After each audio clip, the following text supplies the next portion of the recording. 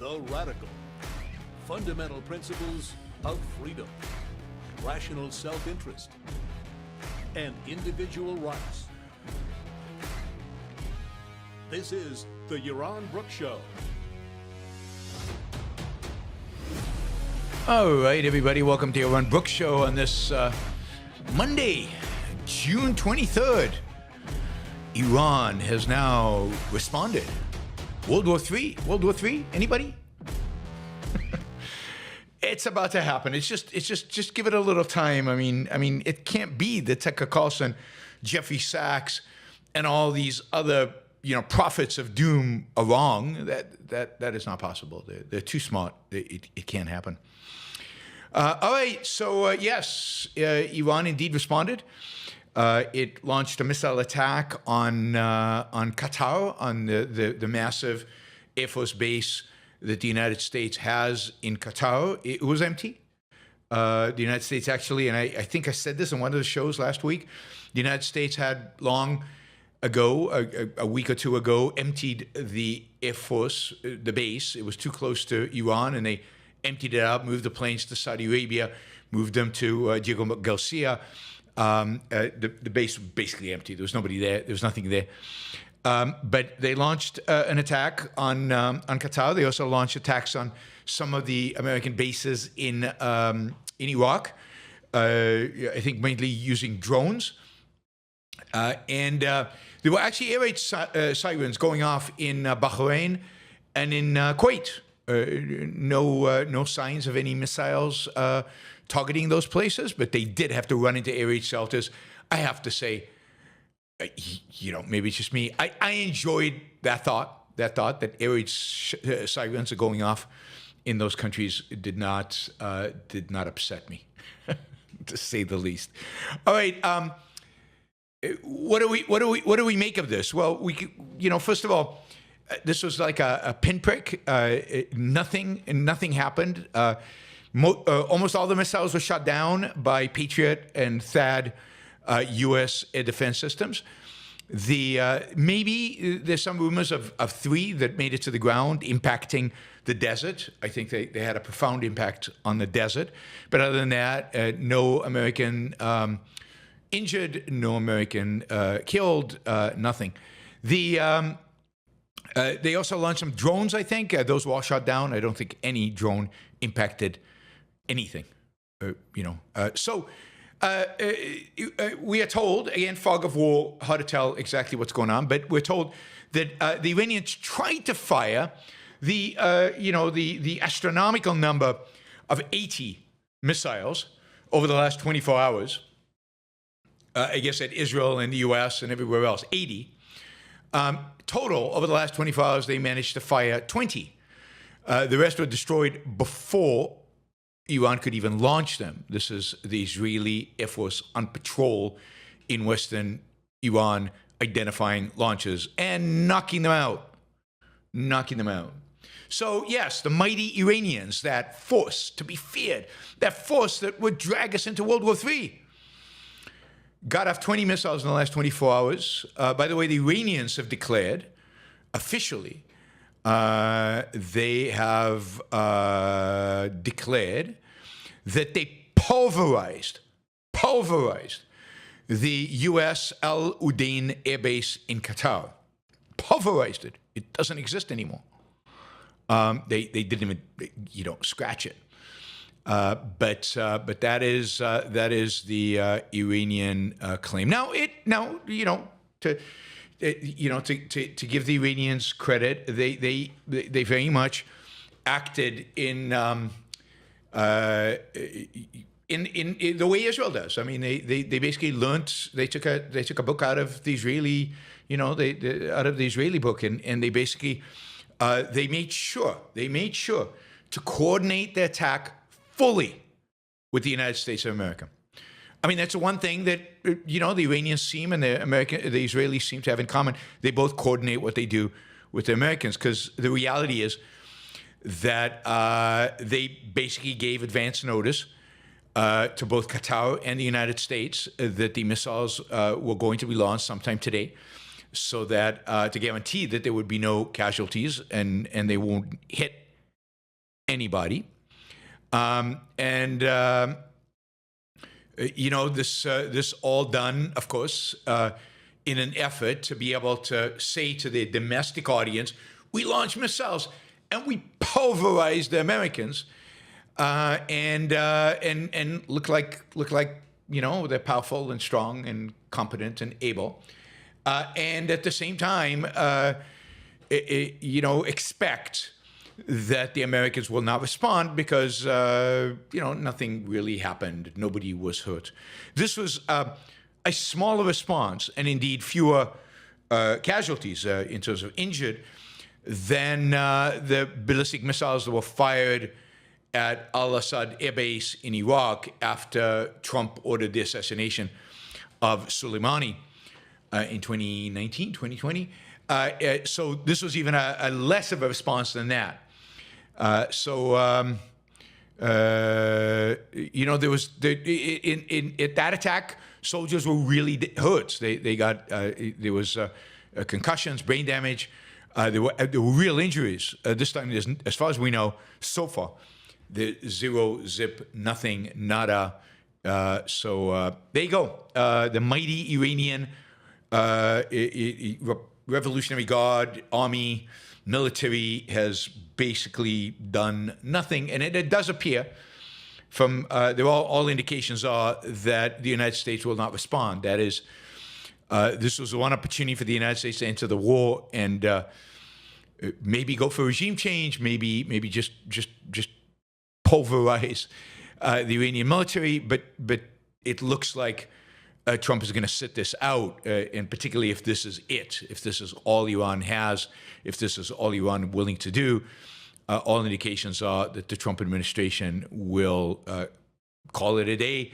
I guess let the Israelis do what the Israelis do, and in the background continue to or try to get some negotiations with the Iranians going. The Iranian foreign minister today is in Moscow. I think groveling before Putin to try to get Putin to intervene. Putin's not going to do anything. Putin has no incentive to come to the help of Iran. He didn't come to the help of Armenia when Azerbaijan invaded, and that would have been an easy one. There's no way he's going to come to the help of the Iranians. Putin is stretched. The economy's stretched. He's fighting a war in Ukraine. He's benefiting right now from oil prices being as high as they are. But other than that, Russia is doing very poorly and very badly. It's also, everybody's seeing, the whole world can see now, the fundamental difference between American weapon systems and, Russian weapon systems. His military-industrial complex is not feeling good right now, and they're not getting a lot of foreign orders for their weapon systems. So no incentive to go and help the Iranians. That is where we are. It is. Let's see. What are we doing here? No. Okay, this is out of order. That's fine. That's where we are in terms of the United States and Iran. I expect the United States to sit it out now, unless it turns out that there's still a need to go after the Fordo. There's still a need for more bunker busting bombs. Not Moabs. I've learned that. Mopes. Maybe there's a need for more moping up to do in Fordo or some of the other nuclear sites. I expect the United States to just stay out of this completely. Israel today, very intense bombing in Tehran. Really interesting targets that are clearly aimed by the Israelis, even though they might, deny it, but clearly aimed by the Israelis at regime change in Iran. So here's a list of some of the targets that Israel destroyed today. It didn't destroy in this case. Evin prison wasn't destroyed, but its gates were burst open. That is, a bomb blew up the gate of launched from an airplane, blew up the gate of Evin prison. Now, this is an infamous prison. This is a prison where protesters are imprisoned. This is a prison where political prisoners are imprisoned. This is where they are tortured, raped, and executed. This is one of the most horrific, if not the most horrific, prisons in Iran. It is very much, again, this is what the protesters hate. This is what the Iranian protesters despise. Many of the leaders or many of the people involved are inside. This is a real symbolic, of Israel to blow up that basically gate, basically encouraging the prisoners to escape, basically encouraging the protesters to go out into the street. We'll talk in a minute about why they haven't yet. The protesters to go out into the street, basically saying, we're with the protesters, and this is going after this prison is going after the regime directly. So, this is great. Second, they went after the Basij headquarters. Now, this is a major strike that completely destroyed the building. The Basij is the morality police. This is the headquarters of the Iranian morality police. These are the thugs that got a rise out of beating up young girls, blinding them, arresting them, taking them to Evin prison. These are the people that would inspect how your hair is covered and whether it's okay or not. But more than that, these are the people that were sent out in 2019 when there were massive demonstrations, and in 2009 when there were massive demonstrations in Tehran. These are the people that went out to beat up the demonstrators, to kill them. They killed over 1,000, to maim them, to imprison them, to torture them. Again, this is a massive sign, a massive signal to the Iranian people. Israel is taking out your enemies. Israel is taking out the people who will oppress you. This is your time. Rise up. By the way, the son of the Shah was on TVs today and did a press conference out of Paris today, basically basically presenting that exact statement.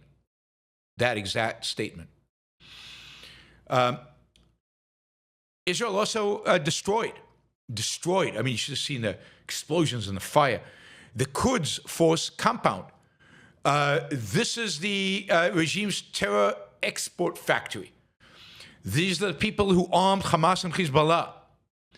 This is the Quds, in a sense, the special forces of the Iranian Revolutionary Guard. Again, these are the people who, armed Hamas and Hezbollah, but also are the people who would turn out against demonstrations, turn out against the Iranian people. These are the people that oppress and suppress the Iranians.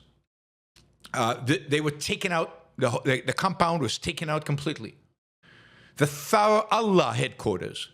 This is the Islamic Revolutionary Guard Corps unit that murders kids and students in the protests.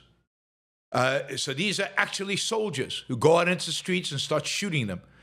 Again, this headquarters was demolished and destroyed. Notice that all of these targets are internally focused on people who oppressed and suppressed and killed and destroyed and primarily killed protesters. Again, sending the Iranians the signal, Israel is with you. We will do what we can. Now it's up to you. Supposedly the clock, you might have heard this on the news, the clock that is a countdown for Israel's destruction, it was bombed.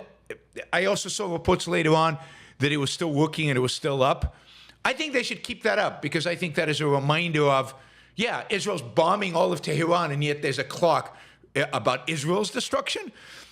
Give me a break. Maybe the clock should be switched to a clock that represents the destruction of the mullah regime, of the theocracy in Iran. So maybe they should keep it up to remind people how stupid it is.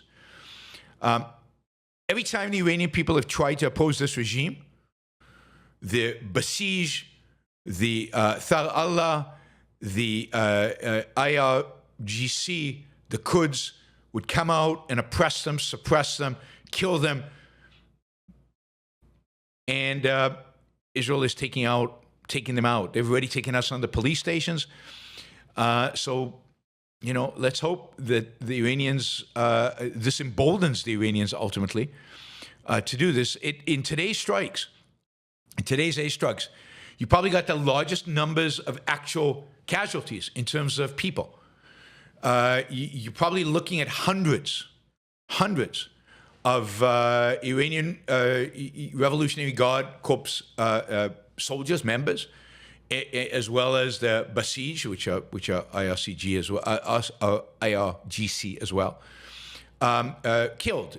By some estimates, 700 to 1,000 soldiers were killed just in these bombings today. By far, the large numbers of casualties that Iran has taken so far. Again, a clear indication about who they're going after. They're not going after regular soldiers. They're not going after the Iranian military, who I think Israel still hopes will ultimately side with the Iranian people and topple this regime. They're going after the Revolutionary Guard, and they're going after its various spin-offs that are used to oppress the Iranian people. So I think this is pretty dramatic and important. So somewhere between 700 to 1,000, at least that's estimates. They were saying bodies were being dragged out of there, constantly. Now, why aren't the Iranian people in the streets yet? What is going on? Why aren't they gone into the streets yet? This is from an Iranian inside Iran. He says, right now in Iran, there is full-scale security crackdown. Armed checkpoints are everywhere. IRGC, Sajiv, and plainclothes forces are stopping cars, searching phones, and intimidating people. On top of that, the regime is taking families of Iranian journalists, I read this elsewhere as well, and activists, hostages, activists from abroad. So they're taking their families that are still in Iran hostage, threatening them to silence opposition voices. Dozens were arrested today. Several were executed this week under false charges of spying for Israel. The regime uses fear and lies to justify a killing. Now, this was written yesterday. So the interesting question is this, was Israel's attack today, did they do anything to reduce the threat that the regime poses to its own people? Remember, the Iranian regime is an unbelievably brutal, murderous regime. Murderous and brutal to its own people. They can't kill Israelis. They can't kill Americans, not anymore. So all they've got left is to kill their own people. And they're good at that. They're right there. They're unarmed. They don't have an air force. They don't have missile defense systems. They don't have anything to protect themselves. And the regime is rounding up anybody they suspect that might be involved in the opposition and basically torturing them, killing them, taking their families, making sure to silence them at all costs, because the last thing they want is the Iranian people to actually know the truth of what is going on.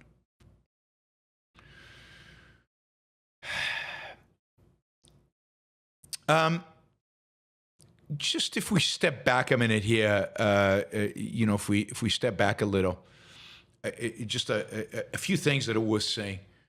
Iran was presented as this mighty force. Iran was presented as a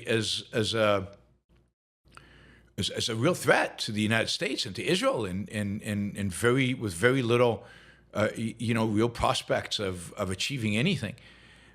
Whether it was Tucker Carlson telling us that, here's what he wrote just 3 weeks ago. Tucker Carlson wrote, Iran has a fearsome arsenal of ballistic missiles, many of which are aimed at U.S. military installations in the Gulf. He predicted the first week of a war with Iran could easily kill thousands of Americans. We heard Jeffrey Sachs, we heard, really everybody on the MAGA right just hyperventilate about the threat that was Iran and how Iran was going to take Israel out and take America out and launch us into World War III, and what a disaster this would be. But evil is impotent. They really are. And Iran is illustrating that, and I've been telling you that for 20-something years. They're not a paper tiger. There's no tiger there. That's an insult to paper tigers. They're barely paper. They're nothing. Zero, zilch. They've got a bunch of, really big bombs that they can launch blindly towards an enemy, towards its civilian population. Because even if they didn't want to hit civilians, they can't avoid it because they can't target these things. They can't control them.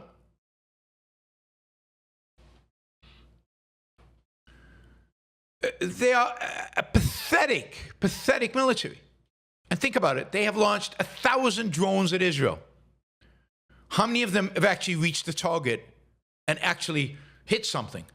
One. One out of 1,000. Israel and allied forces, including Jordan, have downed 999 drones. Of the 550 missiles that they fired, maybe 30 to 50, probably closer to 30, got through. They've killed 24 civilians. Yeah, they put in hospital several hundred people, which is tragic and horrible, but all right, it's a war.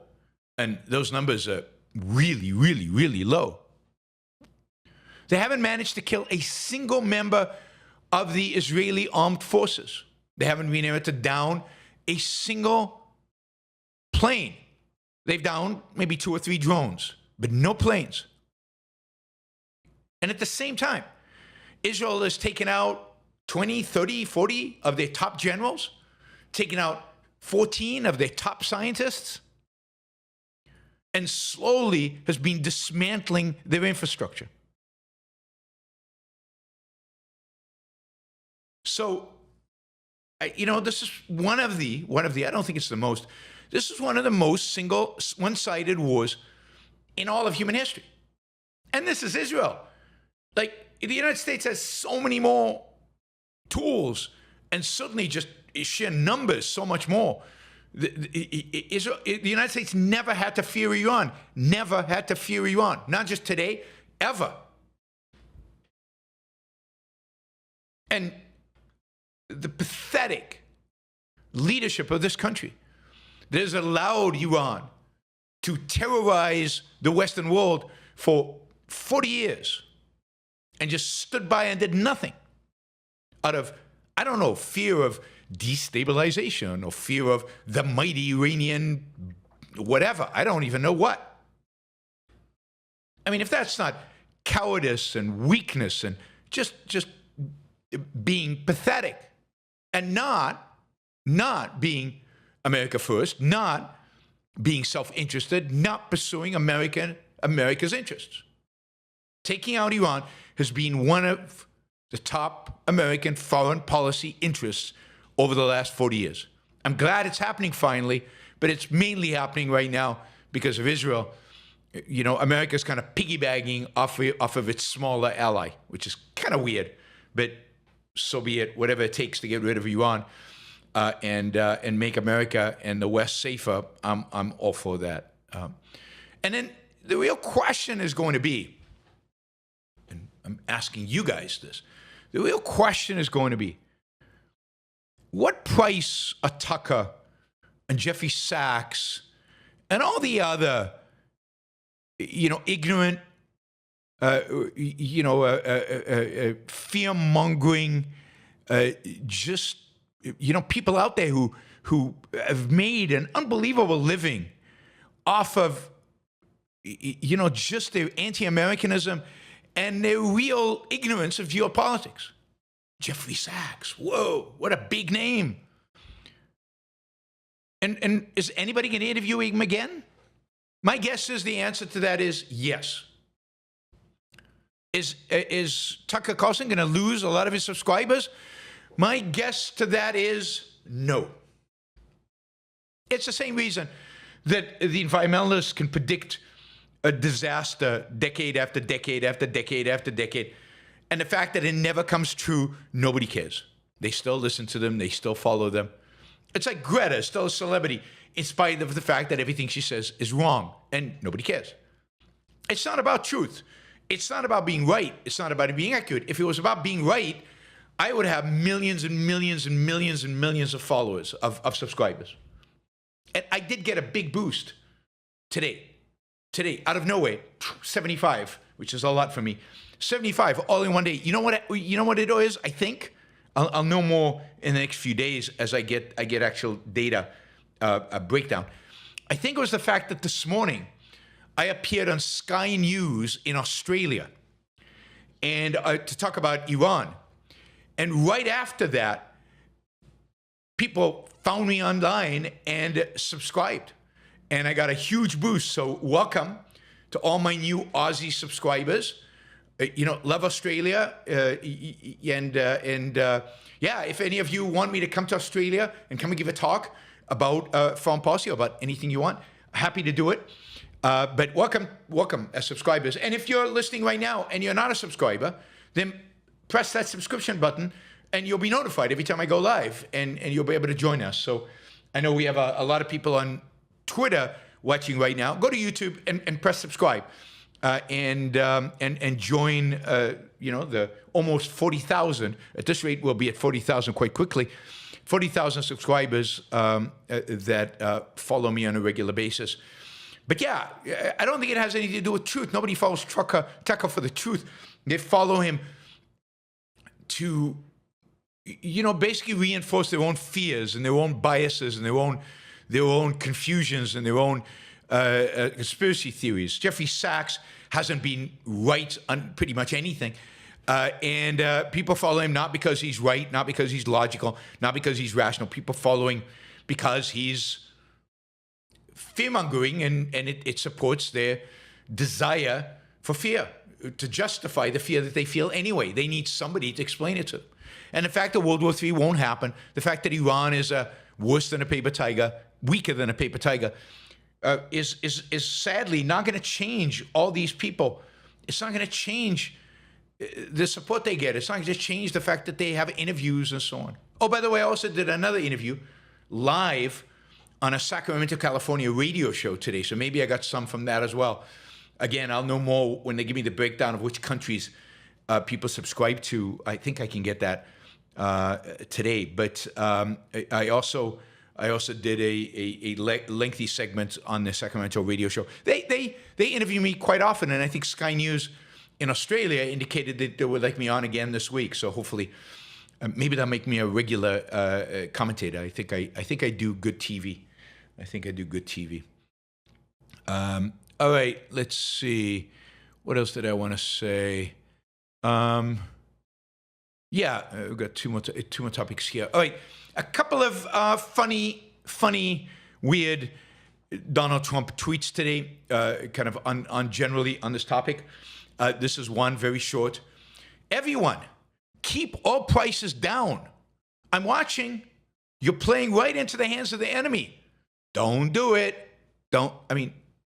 We got a president who, I guess we have a lot of presidents in our past who are like this. They don't like supply and demand. They don't like the market setting prices. They want to be able to dictate. They want to be able to go lower. I want it to go lower. I demand it go lower. And who's everyone? I don't have an impact on oil prices. Do you? Who's he talking to? Is he talking to Saudis?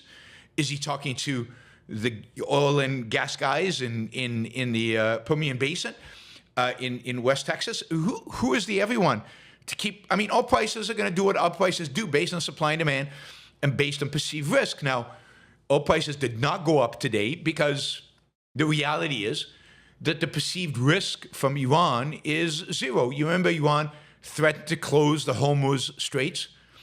Guess who came out today and said, don't do it? Not the United States, not Israel. No, a country that Iran depends on as a lifeline right now, not Russia. The country that came on to do that was China. China gets most of its oil through the Hormuz Straits. And Iran needs China. So Iran is not going to shut down the Hormuz Straits. That takes away the risk to oil prices. They're not going to attack, oil ships carrying tankers any more than they actually, wanted to attack U.S. military bases. So nothing's going to happen vis-a-vis oil. Israel's not attacking the oil fields in Iran. Israel is not attacking the big island where they hold all the oil and they use it to export. There's basically one location. You would shut down the Iranian economy with just a couple of bombs. Israel is not attacking those, partially not to alienate the Chinese, and also not to alienate Trump. Maybe Trump, when he says keep oil prices down, was actually saying, Israel, don't bomb the oil facilities in Iran. We want oil prices to go down. So nobody wants oil prices to go up except me. I want those oil facilities to be bombed. I think it would help get rid of the Iranian regime. Oil prices are falling right now because of the Iran's pathetic response, and the fact that World War III is not breaking out, and the fact that they couldn't even hit anything.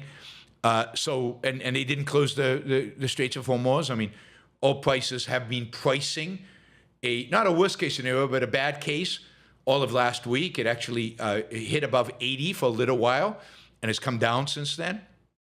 But no, I think nobody seems to want to take out the Iranian oil, and as a consequence, Iran knows that if it takes out Saudi oil, then the U.S., Israel, somebody will take out Iranian oil. So we're not touching oil, and that is helping keep oil prices down and actually moving them down. This one is fun. This is Trump responding to Medvedev. We talked about this yesterday. Medvedev kind of threatening lots of countries want to give Iran nuclear weapons right now, and it was kind of a funny, kind of an ominous tweet if it was real, but of course it's complete, Russian propaganda BS. But anyway, Trump is responding to it today. He says, I did hear former President Medvedev from Russia casually throwing around the N-word, in parentheses, nuclear, and saying that he and other countries would supply nuclear warheads to Iran. Did he really say that? Or is it just a figment of my imagination? If he did say that, and if confirmed, please let me know. Immediately, all caps. The N-word should not be treated so casually.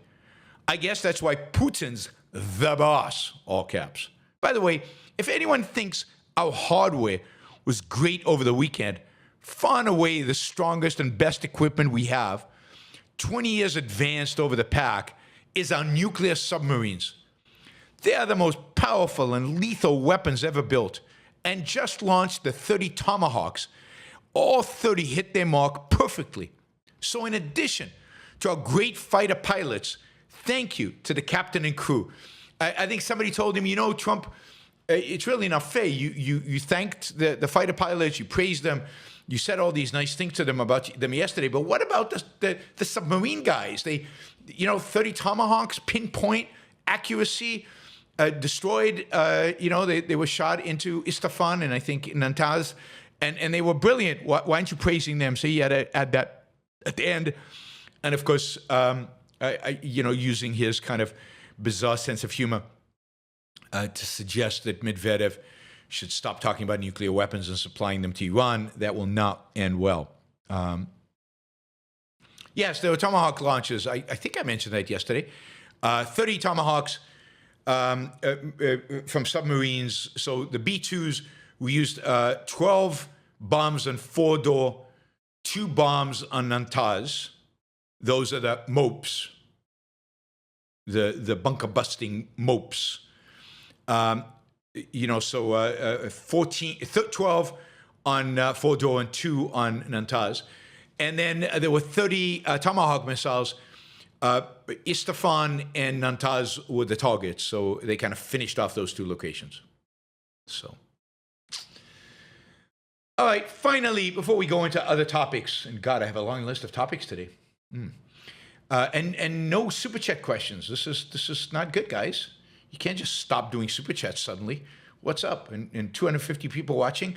You know, the way to support the show is you ask a question, or you can just make a contribution without asking a question, like Brian has. Thank you, Brian, and a number of other people, Paul and Cook and RDF and William and Robert. And Jonathan Honing, and Ryan, Ward, and Hector. Thank you, guys. Thank you all for doing stickers. You can do a sticker. There's a $sign right below there. But you can also ask a question. You know, $20 is great, $50, $100. You can also ask for $2. But yeah, a question about anything. It doesn't have to be about the topic of today, but a question about anything. Anyway, for now a week or so, we have seen all over the West demonstrations, people going out into the street, taking a day off, I don't know, from their weekend, leaving their kids home or whatever, and going out in the street, not only waving Hamas flags, that's pretty amazing in and of itself, but now waving Iranian flags and wearing T-shirts, I stand with Iran. I stand with Iran with a fist, with the Iranian fist there. You know, with big placards with pictures of Khamenei. Now, let's be clear, you know, looking at the photographs from these, I don't want to be, you know, racist or anything, but they don't look Iranian to me. Most of them look just like normal white people. They're in New York City, they're in the US, they're in big demonstrations in Canada. I told you Canada. I told you the Iranians are coming for Canada. A lot of Canadians went out into the street to celebrate Khamenei. And then in Europe, all over Europe. Now, what is the cause here? Like, I can kind of get, you know, Hamas. You know, Israel's bombing buildings and children are dying and babies are dying. And there's a cause, the Palestinian statehood. The Palestinian nation has been oppressed by the Israelis forever. That's the story they tell us, right? So I get why some people, you know, their altruism is so great, so dramatic, they have to go and defend the poor Palestinians. And they might be ignorant of the fact that Palestinians throw gays off of buildings, and they often blame that on colonialism, on the Israelis are really at fault, or the fact that Palestinians kill themselves, kill each other, and maim and torture, and of course what they did October 7th and all that. They can ignore all that. But what is it exactly about the Iranian regime that they like, right? These are leftist Americans, Canadians, a lot of Canadians, and Europeans. What is it about Iran that they like? Is it they force all women to cover their hair? Because none of the women in these demonstrations, and by the way, there were a lot of women in these demonstrations, none of them actually have their hair covered. I mean, all these women have, are risking being blinded, literally blinded. This is what the regime in Iran does to women. If the Iranian, Revolutionary Guard catches them. What is the appeal of Iran? What is it about Khamenei that they like? Is it the terrorist attacks, the sponsorship of terrorism? Is it the theocracy? Is it the religion? Again, most of the people in this picture do not look religious one way or the other. Why do they like Khamenei? Why do they like the Iranians? And this is the thing. These are people who claim to really, really care about the civilian casualties that Israel is inflicting on the Palestinians. But they care zero, nada, about the civilian casualties that Iran inflicts on its own people. They care zero, nada, for the civilian casualties, for example, that Iran inflicted on the Syrian people, where it killed thousands, tens of thousands of Syrian women and children. Many, many babies. So it's not caring about civilians, it's not caring about babies that motivates these people to go into the street. What is it that unites Hamas and Iran? Why is it that these people are so sympathetic to this cause? I mean, So much so that they're willing to go out into the street, waving flags, pictures of Khamenei with his beard and his whole thing. What do they actually care about? Well, the only explanation has to be that what unifies Iran and Hamas is a hatred of the West. Hatred of the West and what the West represents. The West representing reason, individualism, political liberty. That's what they hate. These are people who despise the West. And this is why, by the way, there are so many people in MAGA who support them, who are also pro-Iran. Tucker Carlson. They hate the West. They hate individualism. They hate political liberty. They hate people being able to express themselves of opinions that they disagree with. They're not going to go move to Iran, but secretly, deep down in their soul, they would love to have a theocrat tell them what to do. They are mindless, and they are filled with fear.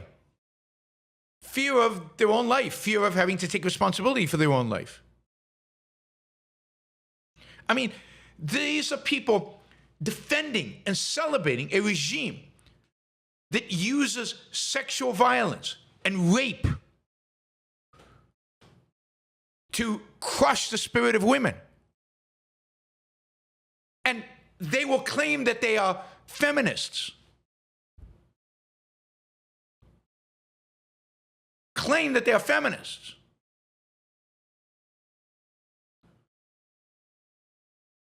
And yet, they'll carry around a photo, a picture of Ayatollah Khamenei, who blinds girls for showing too much hair. Blinds them. I don't know if you've seen the photos. You should go find them and look at them. Women with completely disfigured half a face because they have been blinded by the Iranian security forces because they showed some hair. This is what's being defended. It's not even some oppressed country, oppressed people. The Iranians are not oppressed. They have their own government, their own regime. Supposedly they had a mighty military. Who's oppressing them exactly? This is about hatred. Hatred of the West and everything it represents. Hatred of America. And more than anything, hatred of Israel. Hatred of Israel, hatred of Israel's success, hatred of Jews, hatred of Jews' success. And it's really hatred of the whole idea of Western civilization. Here's a woman. I don't know who she is. Let me click on it. Maybe it'll tell us. It says she's the host of Bubble Pop with Rachel Gilmore. Your least favorite person's least favorite journalist. I don't know. Rachel Gilmore is her name. This is what she writes, right? Creating a dichotomy. This is in the context of saving of Iran and people calling the Iranians barbarians for raping and blinding young girls.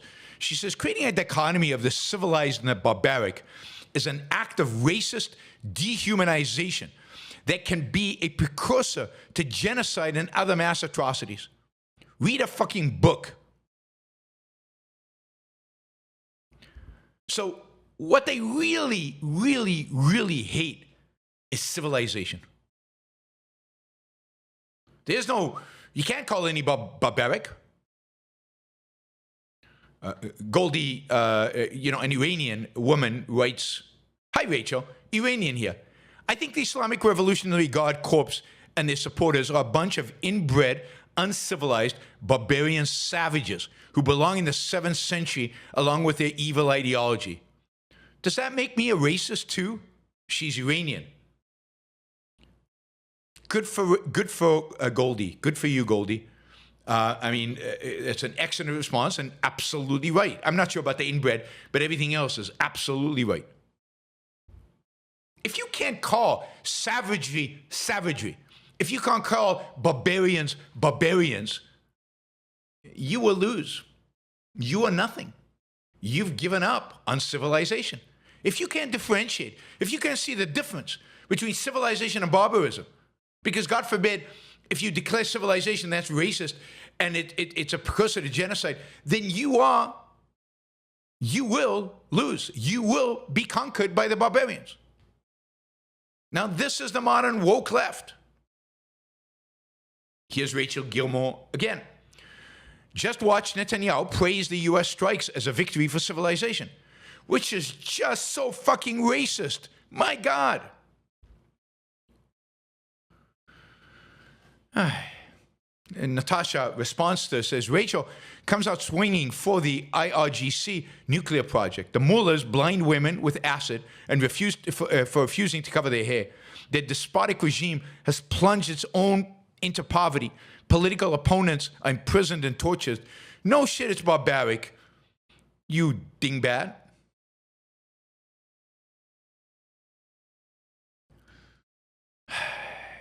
I mean, this is the left and the MAGA supporters of the left who hate the West. Primarily oriented towards hate of the West. I mean, the people out there in the streets, it's just unbelievable. You know, the kafirs, what the kafir symbolizes, rape and murder and terrorism. That's what the kafir symbolizes. When I see somebody wearing a kafir, they are supporting rape and murder and terrorism. I don't care who they are. They are the scumbag of the earth. Is that even can you say that? Scumbag of the earth? I just made that up. I don't know if that's a saying. It's despicable and horrible. And I just lost a subscriber. Isn't that fun? I've got a real-time subscriber tracker here. And I can see, I gained 2 subscribers earlier and I lost 1, so I'm still up 1. By the way, if you're not a subscriber of this show and you like what you hear, or at least you find it interesting, or at least maybe you find it stimulating, creating cognitive dissonance maybe, whatever, sign up, press the subscribe button. And by the way, press the like button before you leave. Press the like. You know, it helps with the algorithm. It's really, really good for the algorithm. All right, let's move on to some other stories. I will get to all of your questions. I promise. We've made a little bit of progress with regard to questions. We're almost at our first hour goal. We've still got 10 minutes, so we can get there with two $20 questions, and one $20 questions, and a $15 question, and we will be there. $35, guys. We can make it. You can do it. Let's see. NATO. NATO is meeting this week, and I think Trump is going to fly to Europe for this meeting. I think it's in the Netherlands, and in advance of the meeting, I think the European members of NATO have met to discuss their commitment to NATO. Remember that Trump came in his first term and said, "You guys are not paying enough." He was absolutely right. They're not. They should be paying a lot more. You're not devoting enough to NATO, and you know, I don't think really in response to Trump, but in response really, if you look at when Europe starts paying more into NATO, it starts in 2014. What happened in 2014? What happened? 2014? One of the good guys, Vladimir Putin, invaded Ukraine and annexed Crimea. And the Europeans went, whoa, maybe this guy's serious. We should start ramping up our military. So that was the beginning, small scale. Anyway, more recently, as we all know, Europeans are committed to raising their contributions to NATO significantly. And now, at a summit in the Netherlands, NATO leaders are going to endorse, this is the plan that's being put in front of the NATO leaders later this week, endorse a goal of spending 5% of GDP on security, 3.5% to be dedicated directly for the military, for defense spending, explicit defense spending. Another 1.5% dedicated to building infrastructure within the countries that will facilitate, for example, the movement of troops, the upgrading roads, bridges, ports, and airfields, so that armies can deploy, and also money will be deployed from this 1.5% for counter cyber activities and any other kind of attacks that might occur. So some of this will be defensive, some of this will be infrastructure. But overall, they are committing to spending 5%, which is a huge number. There are countries out there right now who are spending less than 2%. Spain and Canada. Spain has already said we're not playing. We're not going to be in this, and it's going to be interesting to see how Trump and the other NATO members deal with the Spanish when they get to the summit later this week. Trump has already said no, nobody is opting out except the United States of America. Trump basically says we're not going to spend 5%. We already spend well over 3%. We're not going to spend 5%. We've been spending 3+% for decades. You guys have been free riding off of us. We're going to make this up by you spending more than us. We spending, the Europeans spending more than the United States. So I think this is actually really good. Again, we'll see about Spain. Now, remember, Spain is almost about as far as you can get in Europe from Russia. One of the reasons they can be a little blasé.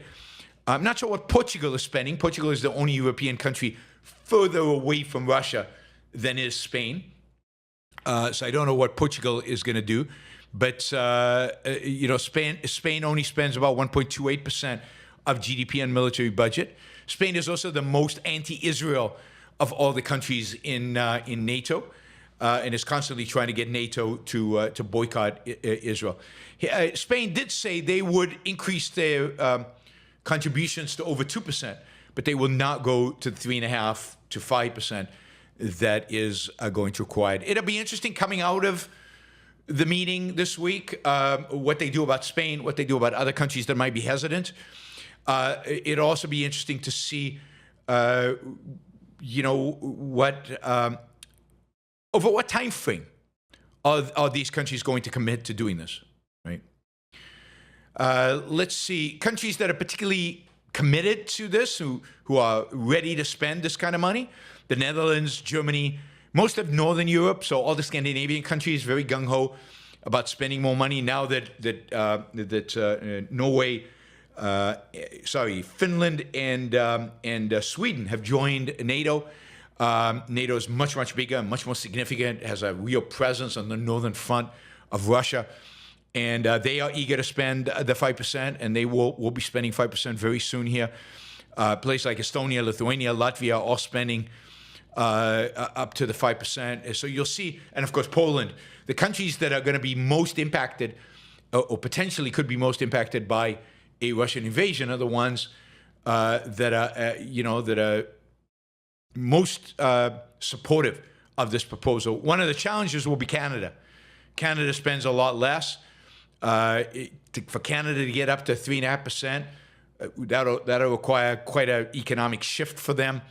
It's going to be interesting to see if they can pull that off. But and again, there'll be a lot of pressure on Canada, particularly from Trump, to increase the amount of money.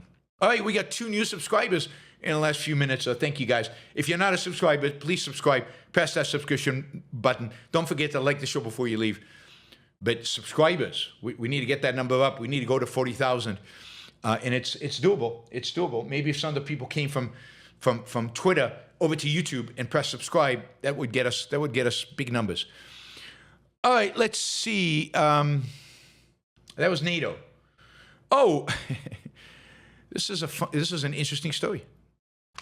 So, Senator Lee from Utah, together with the other senator for Utah, whose name I don't know, and I can't see it here. Anyway, the 2 senators from Utah are proposing a bill. This is the first time I've agreed with Senator Lee in a long time. I used to be a fan, and then he went all Trump MAGA stupid on me. And this is the first time I've seen a sign of kind of the old Senator Lee, who was pro-free market and pro-cutting the deficit and so on. Thank you for whoever's just subscribed. Really appreciate it, the subscriber who just joined. Anyway, he is proposing to sell more than 2 million acres of federal land. And he's proposing to sell this federal land to either states or to basically private entities. And this is a part of the budget proposal. This would raise a lot of money in a time where the government has massive deficits. We're talking about land in 11 western states. Remember that the federal government, just the federal, state, and local governments own 75% of all the land west of the Mississippi. There's massive amounts of land. So he's proposing to sell 2 million. This is something like 0.5% of all the federally owned land, in the United States. This is a way to raise revenue. It would affect 11 western states from Alaska to New Mexico. The one western state that would not be eligible is Montana, which is being carved out because Montana freaked out when they heard the federal government might sell some land in Montana. That's a big no-no, even though note that Montana is a big time Republican state. They won't sell federal land. A spokesman for Montana Senator Steve Daines, who's a Republican, said he is against the sale of public lands, but glad to see Montana exempted. God. Anyway, this proposal hit a few days ago, and the internet went crazy. And part of the fun part of this is you'd expect certain people to go crazy, right? You'd expect, like, the environmentalists to go crazy. You'd expect the left to go crazy. But the environmentalists, more than anyone, they would go nuts. But what was shocking, at least I was surprised. I have to say, I was surprised. Thank you, by the way, to the 2 additional people who just subscribed. Really appreciate your subscription. Thank you, and I hope you enjoy the show, as the shows that you're subscribing to as we move here into the future. What was shocking was how many people on the right objected to this. How can you sell American land? You can't sell a state, the federal government. This is our treasure. This is our children's inheritance. Not Silicon Valley is our children's inheritance. Not private enterprise, not the capitalist system. No, the land, the soil. How can we separate the soil from the state? It was, even I was surprised. Even I didn't expect it. And here, as always, as I've told you many times, the combination of the far left and the far right coming together over land, of all things, is quite stunning. I mean, I can see that coalition. I can see the far left, far right coalition coming together over Russia, over Iran, over land, over generally anti-capitalism. There is a real program here. I should run as the future dictator, right? Now, most of the public lands most public lands are in the western states. In some places like Utah and Nevada, the government controls the vast majority of land, protecting them from, of course, exploitation by those evil capitalists and growth. But by doing that, what happens? They hinder growth. Lease proposal does not specify that properties will be sold. It directs the Secretaries of the Interior and Agriculture to sell or transfer at least 0.5% and up to 0.75% of U.S. Forest Service and Bureau of Land Management holdings. That equals to at least 2.1 million acres and up to 3.2 million acres. The Republican said, I'm reading from a story on AP News. The Republican said in a video released by his office that the sales would not include national parks, national monuments, or wilderness. So it's not going to include, the wilderness and the national monuments and national parks, the things that you so cherish that have to stay in government hands because, what will happen then? They'll build condominiums in the Grand Canyon, the most evil thing possible, right? They would instead target isolated parcels that could be used for housing or infrastructure. This is Lee. Lee continues, quote, Washington has proved time and again it can't manage this land. This bill puts it in better hands. Now, I, for one, am a radical, a real radical. I want 100% of federally owned land sold, not given away, not given to the states, sold to private people, including, by the way, conservation groups who could buy big tracts of land and keep them forever for the spotted owls and for some of you who like to hike and go and spend time in the wilderness. I'm fine with that. Sell it all.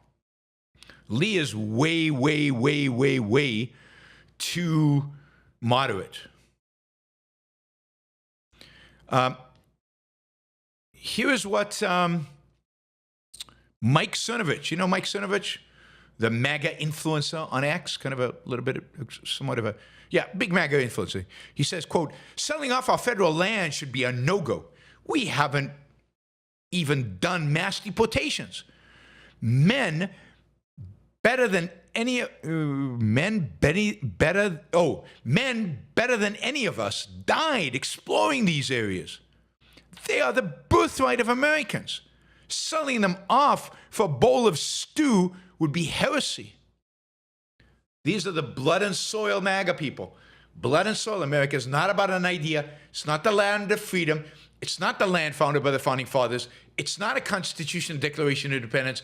America is about the land, the sacredness of the land. Men better than any of us died exploring these areas. Yes, they did. They didn't die exploring these areas for you, for the state. These were men who believed in progress. These are men who explored those areas to discover new paths for immigrants to travel over, discover new places to settle. Conservative author and veteran Baxter McCoy says, if you're in Utah, calling Mike Lee's office isn't going to do anything. He has been focused on selling this land off since he got elected. He already knows you don't want it sold. That's why he pitched his lawsuit on the lie that it was only about transferring it to the state because local management is better. Call all the other offices, though. They may be more receptive. I also saw Mike Solana from Silicon Valley talk about the birthright of his children, selling off the birthright of his children. Freedom is not the birthright of his children. Capitalism is not the birthright of his children. Liberty is not the birthright of his children. No, those are just ideas. The land, the physical land. And it's his birthright of his children as federal land rather than as, land in the hands of developers who actually will do something productive with it. Land in the hands of ranchers who will actually graze their cattle on it, which they do now, but they have to lease it from the government. All kinds of weirdness happens around that. Land that would be sold off to, farmers, ranchers, developers, who knows? And conservation groups who would conserve it. No, that's not acceptable. This is the exact opposite of Ayn Rand. Ayn Rand's definition of capitalism is the socioeconomic political system in which the government protects our individual rights, in particular property rights, in which all property is owned by private people. No property is owned by the government.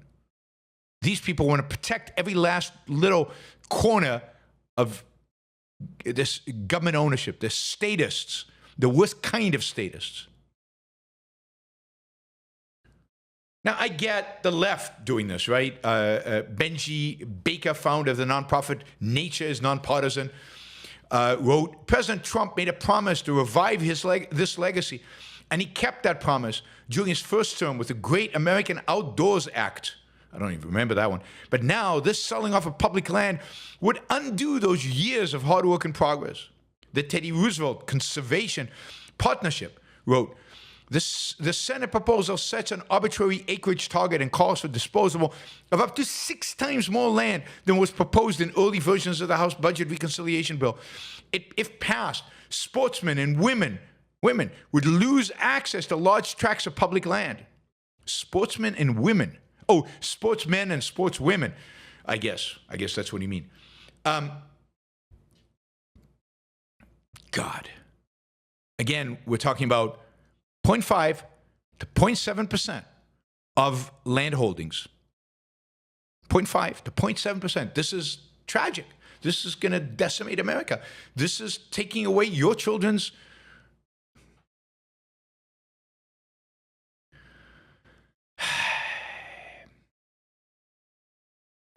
All right. This is just a warning for you guys, particularly if you live in New York. I don't know what is going on. But this, socialist, Hamas sympathizing, global intifada advocate is actually now leading the polls for New York City mayor in the poly market where people put money on who they think will win. Zohan Mamdani currently has 61%, with Andrew Cuomo coming in at 38%. I mean, I cannot express to you how evil this would be, how horrible this would be for the city of New York. This would make the election of de Blasio look like he just elected a laissez-faire, loving mayor of New York. This guy wants government-run grocery shops. And again, he defended his usage of global intifada.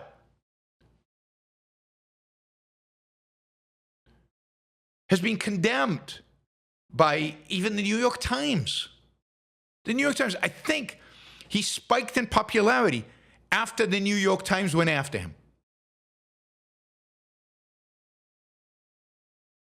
So guys, if you're in New York, you got to do something. Call your friends. Do something. You got to, first of all, get out the vote. Go and vote. I don't care who you vote for. I mean, you got to vote for Cuomo just to prevent this guy from coming in. This would be appropriate. Anti-Cuomo, anti-Cuomo for Cuomo. Cuomo's terrible. He's awful. He's horrible. But anything to prevent the Zohan Mamdani guy coming in. I mean, he's a Muslim sympathizer of Hamas. Is going to be mayor of the greatest city in the world. He is a socialist who's going to be a mayor of a city that, more than any other city in the world, represents capitalism. Maybe Hong Kong used to represent it more so. I can't think of anything more horrible than this. I mean, I guess if New Yorkers vote this guy in, they deserve it. But the minority that don't vote for him don't deserve it. So, I don't get it. Who are these people? Are there that many socialists? Does the Upper East Side and Upper West Side dominate New York? Or is this I don't know. I just don't get it. Make it not happen, guys. Here's a political cause to get around. Stop this guy. I mean, he's a former rapper, an explicit socialist, and he's polling at 52 to 48 right now. And again, the poly market, which is usually more accurate than polling, has him winning.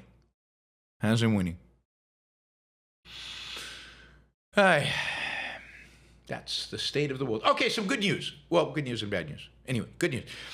Tesla is launching as we speak. I think yesterday.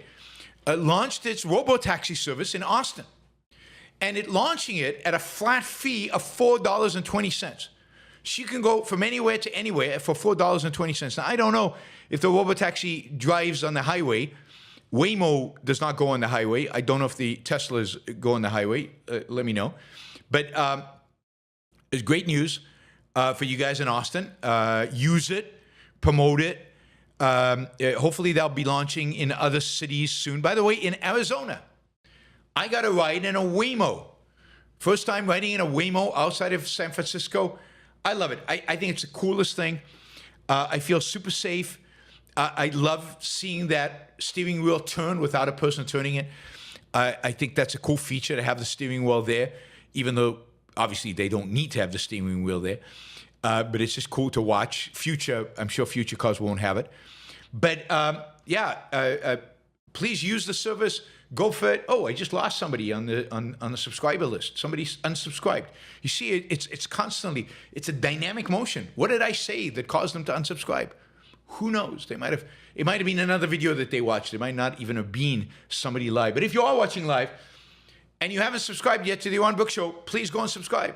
Please go and subscribe. Anyway, this is big. It's very big for Tesla, which is kind of basing its future on this.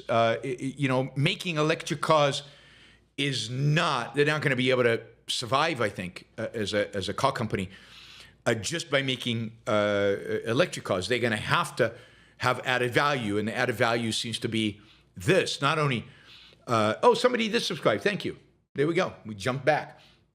So not only does this provide them an extra source of revenue, but now Tesla, if you buy a Tesla, and let's say you go away for a week, you can actually, in the future, you'll be able to set that Tesla up to do rideshare, and you'll get some revenue from it.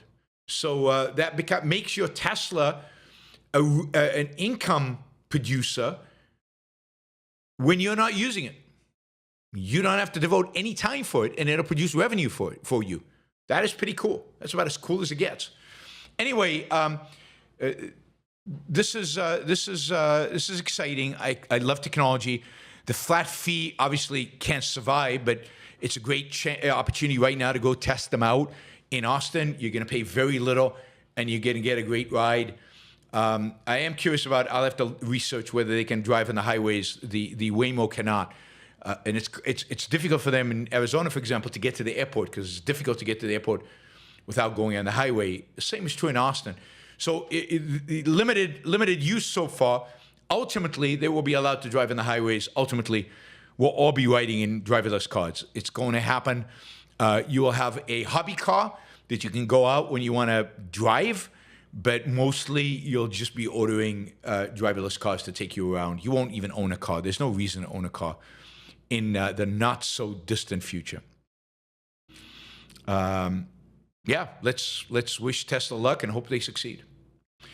All right, finally, one of the great businessmen and business leaders of the 20th century, American 20th century, died over the weekend. Fred Smith, who in 1965 wrote an economics paper that basically spelled out an idea for a nationwide overnight delivery system using airplanes. By the way, his professor gave him a C on that. Passed away at the age of 80. At the age of 80 over the weekend. Smith basically revolutionized delivery in the United States. He left Yale. He graduated from Yale. Served in a Marine in Vietnam. Went to Little Rock, Arkansas, and launched a business at the age of 26, with a handful of small planes. In those days, if you wanted to do delivery service, by regulation, by government control, you could only use small planes. You were not allowed to use larger planes.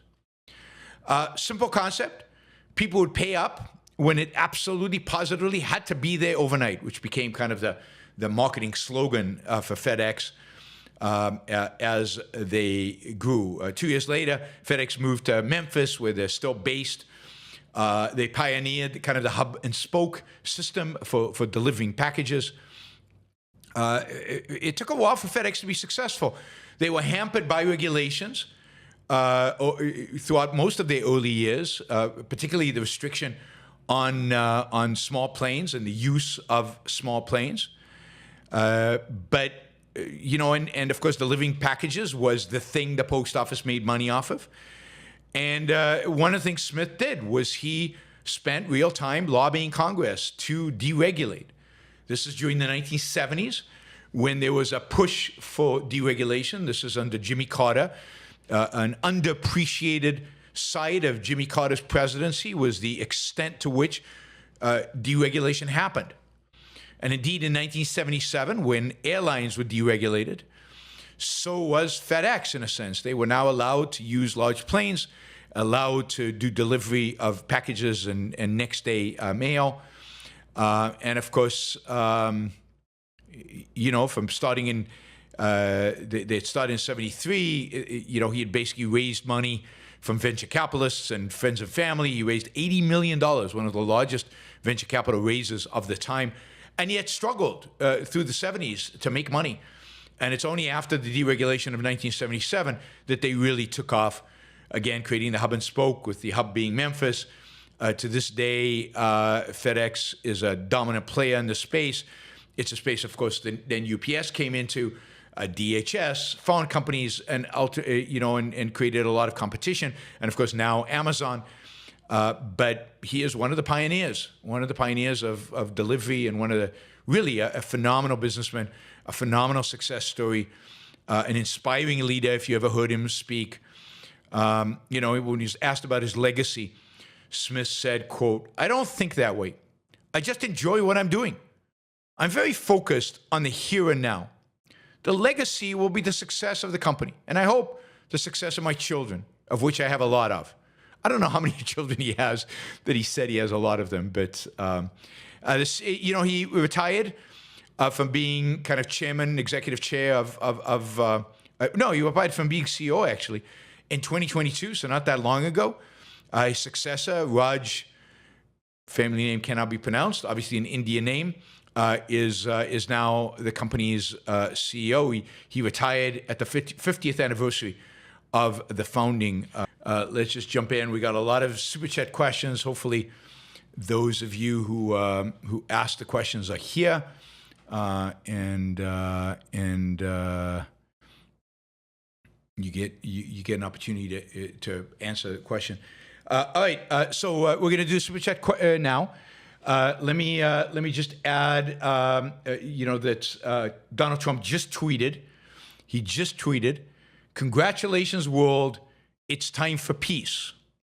In other words, the Iranian attack doesn't count. It doesn't count as a response. And we're going to cut a deal with Iran. And I would just say, if Israel still has some targets that they would like to take out in Iran over the next few hours, they better get on it, because I think it's very likely that Trump is going to tell them to stop and declare a ceasefire and peace and go for his Nobel Prize and try for his Nobel Peace Prize. But I think Trump is going to say it's over. I think it's if he says that, I think he's negotiating already with the Iranians, and we're going to be done soon. Which will be, disappointing from my perspective, because as you know, I wanted regime change, and I think that is the only appropriate way to end this. But it doesn't look like that's going to happen. All right, a few things. Let's do some super chats. Then we'll talk about our sponsors, and then we'll wrap it up. And I'm going to ask the two pieces of this show to be edited together so that it all becomes one video. All right, Michael, $50. Thank you, Michael. Really appreciate that. Edit.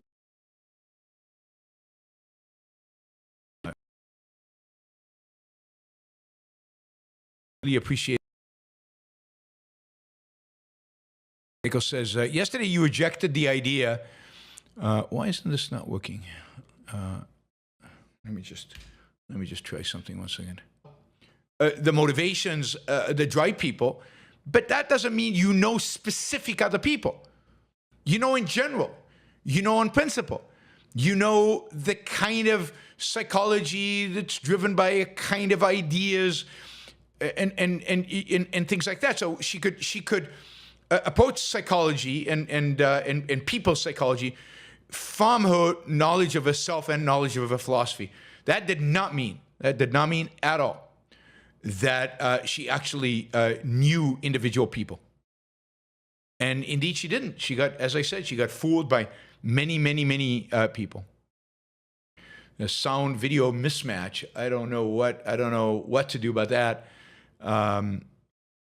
Let's see. It feels like it's dubbed. It's a tough one. Not sure what you do to catch up. Let's see.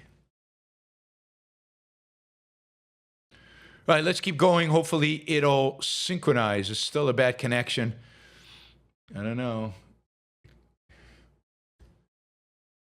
Keeps going in and out over here. I'm not sure why. Although, no, my internet speed is phenomenal right now and unbelievably stable.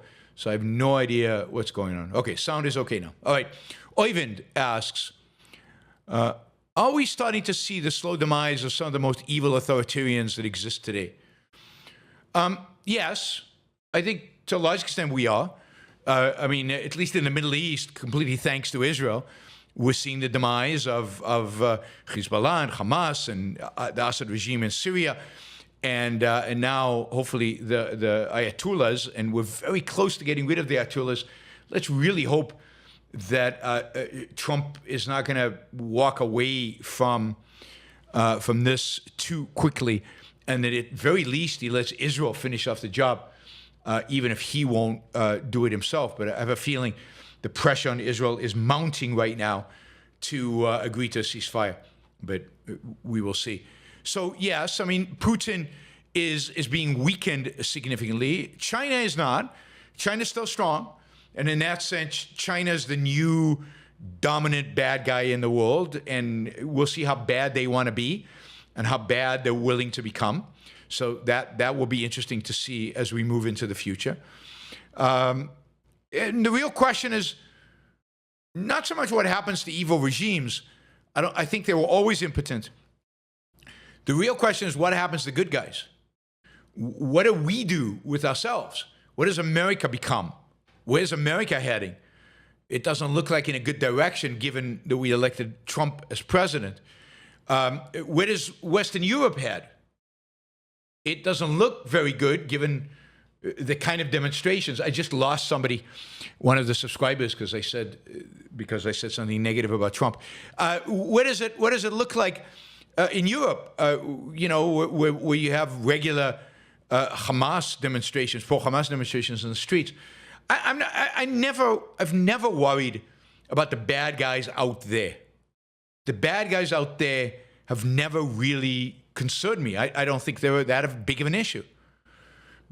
I worry about the bad guys among us. I worry about the people who would turn the West into an anti-Western place, into an authoritarian place, into a theocratic place, into a socialist, a communist place, into a fascist place, whatever it happens to be, depending on the country. That is what I worry about. I worry less about Islamists and Putin than I do about the professors at our university and the new right. That's who the real threat to our lives really is. And that's why, even though Trump bombed the nuclear facilities of Iran, I'm still not excited about Trump. I'm still not pro-Trump. Because I know the threat he represents to America in every other dimension. Getting rid of the bad guys out there is relatively easy. You just saw Israel do it easily. Getting rid of the bad guys among us, really, really, really hard. Really, really, really hard. All right. James. One, if people are trying to give Trump credit for being unpredictable, but our enemies know he will bend to flattery. Iran is one of the few countries that refused to butter him up. If they had, he might have negotiated with him. Yeah, and I think what you're seeing right now with a weak response is the equivalent of buttering him up, and he's completely folded, right? He's completely folded. So, and they're probably through back channels begging to negotiate and saying nice things and whispering sweet nothings into his ear, and he is folding. So you're absolutely right. His unpredictability is not really unpredictability. I think all the enemies know how to play him, except for the Islamists who are, so detached from reality they don't even know how to do that.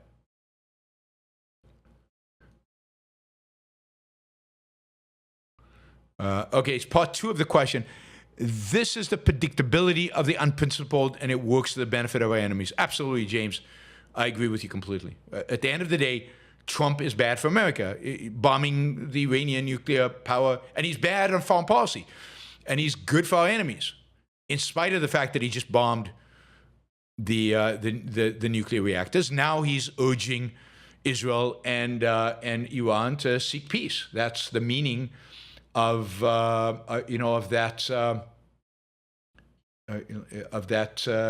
tweet I just mentioned. the meaning of that is an eagerness for peace. I mean, the only people he's serious about destroying and crushing and doing everything he can to actually destroy is Massey, right? The congressman from Kentucky. God, did Donald Trump lay into him today? Wow. And is now setting up a PAC to fund, somebody to replace him in the House of Representatives. And Massey has committed 2 sins. He voted against the big, beautiful bill, to his credit. And he is against, and he thinks that Trump's attack on Iran is unconstitutional. He's right, but he's also generally against attacking Iran. He's kind of pro-Iran, so he's a typical libertarian foreign policy guy, and that is bad. But yeah, the president going after him the way he did is really scary. I mean, if Trump was that aggressive towards the Iranians, we really would have peace in the world today. All right, yeah, it really looks like he is now focused on a ceasefire, a peace between Iran and Iraq. Yeah.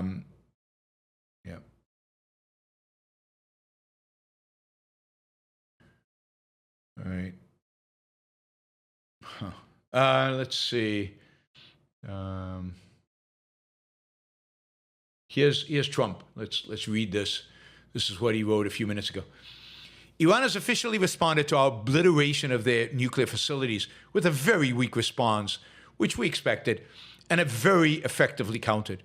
There have been 14 missiles fired, 13 were knocked down, and 1 was set free because it was headed in a non-threatening direction. I'm pleased to report that no Americans were harmed and hardly any damage was done. More importantly, they've gotten it all out of their system. And there will hopefully be no further hate. No further hate. No further hate. The hate is all gone. They shot 14 missiles and now there's no hate. It's all gone. I want to thank Iran for giving us early notice. There you go. Which made it possible for no lives to be lost. No, the fact that all the missiles were shot down made it possible for no lives to be lost. And nobody to be injured. Perhaps Iran can now proceed to peace and harmony in the region. And I will enthusiastically encourage Israel to do the same. Thank you for your attention to this matter. Donald Trump, President of the United States of America. Very formal. Anyway, there is Trump returning to being Trump. We didn't lose him. He's still there. Trump is still Trump. He had this off moment where he actually, bombed the facilities, and now he's retreating back into being himself. All right, let's see. Paul, I saw a military analyst say we have not seen strength like this, Trump, since Reagan. I am like, what? Reagan was the original failure when it comes to Iran. Yeah, failure with regard to Iran. Remember, those Marines who died in their barracks, that was under Reagan. And that was clear at the time it was Iran. And this is right after they held the hostages. There were plenty of reasons to attack Iran. And what did Reagan do? Lobbed a few missiles into the Bekaa Valley in Lebanon. Nobody got hurt. And he tailed between the legs and got out of there. So Reagan was super weak. And yes, Reagan gave a good speech. And his speeches were tough, particularly with regard to the Soviet Union, not with regard to Iran. And that was good. But Reagan did nothing. But people don't know history. People don't know what strength looks like. I mean, both Bushes were stronger than Reagan in a sense of military action.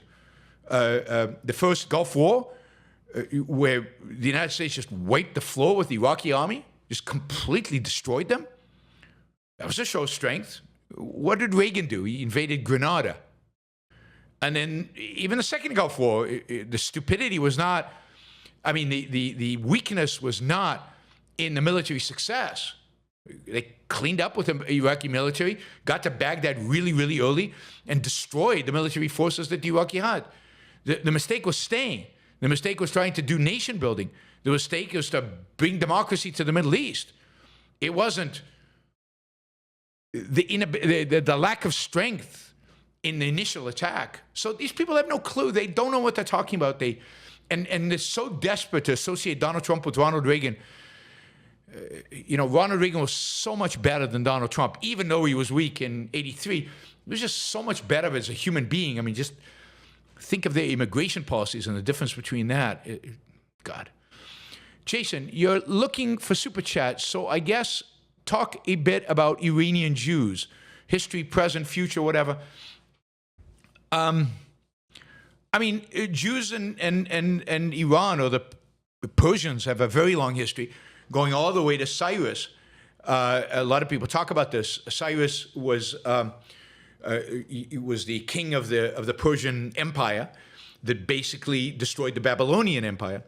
And when he destroyed the Babylonians, the Jews had been taken out of Israel and were resettled in Babylonia. Babylonia is today Iraq.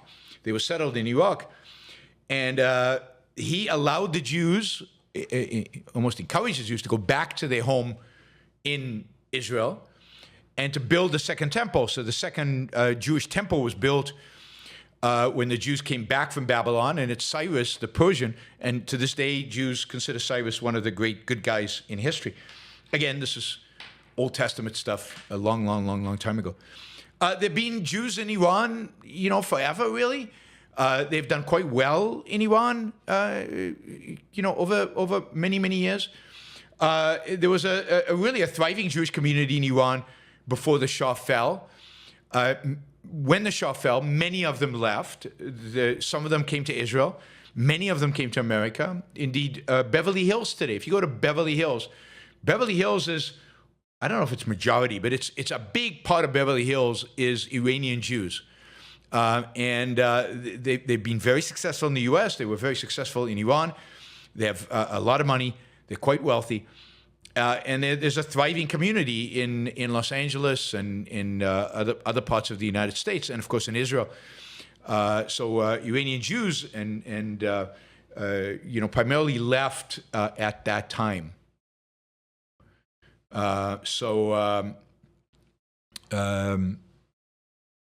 It'll be interesting to see. I think what will happen if the regime falls, I think what's going to happen is you won't see Iranian Jews go back to Iran because they have good, comfortable lives in the United States and in Israel. You'll see them invest in Iran. You'll see them really help the Iranian economy by taking their capital and building businesses and starting businesses in Iran. So Iran is going to benefit from the wealth that they've created in the United States, and they will be investors, and they will do very well, and Iran will do very well as a consequence. They will support kind of a move towards more freedom in Iran. So that will be interesting to watch. Thank you, Jason. I know you weren't really asking; you were just trying to support me, and I appreciate that. DWN Logic has just come in with $500. And this is what he wrote. I'm day drinking and buzzed and have nothing rational to say. Here's $500 and thank you for keeping me informed about an objectivist perspective. Thank you, DW Logic. Maybe I need to revisit what I said the other day about drinking and getting buzzed. Maybe there's an upside. Particularly if you do it while listening to Yaron Brook Show. And it leads you to a $500 contribution. But I'm going to assume that even a non-buzzed DW Logic would be this generous because he really values the show. So thank you. Really appreciate it. And I hope this is something you don't regret when you become unbuzzed. I salute you. Thanks, DWN Logic. This is great. All right, let's see. Oh, we're so close. Let's change the goal to a new goal because we're that close. Oyvind, the big Iranian missiles serve some of the same purpose as cathedrals. They are in place to make man feel small, both built by the primitive mindset. Yeah, but they're worse than cathedrals because they're built to destroy. They're built to destroy man. They're built to destroy man's achievements. They're built to blow stuff up. They're built to knock down towers of achievement. They're worse than cathedrals. But yes, they're basically made to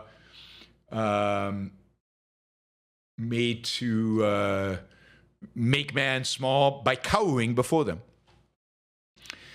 All right, I'll read your comment. According to Barak Ravid of Axios, quote, a White House official told me that Trump's goal now is to end the war, and he is going to make it clear to Israeli Prime Minister Benjamin Netanyahu.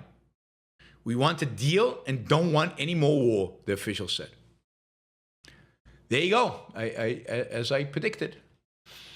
All right, he's had his moment of fame. He's used the big bombs. It's made him look really macho. And now it can end. He's got his little hit, and we can finish it now.